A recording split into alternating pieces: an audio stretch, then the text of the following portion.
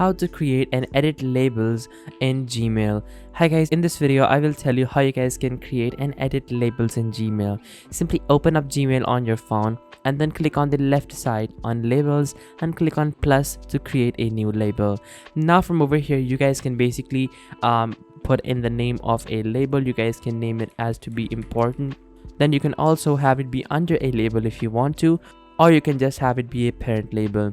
Click on create, and then after that from over here it's gonna basically tell you that you guys cannot create an important label. So from over here I will simply change it to business perhaps, and then I will click on create. And now we have this label over here, and over here you guys can of course send in your emails that you want to this particular label. So now from over here what you guys can also do is basically simply click on this settings button, and then after that from over here click on see all settings, and then you guys can basically see your label settings.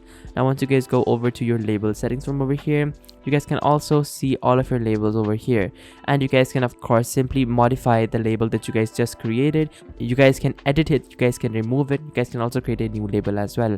So guys, that is how you can create and edit new labels by using Gmail. So guys, this was the video. Thank you so much for watching. Take care, till next time, goodbye.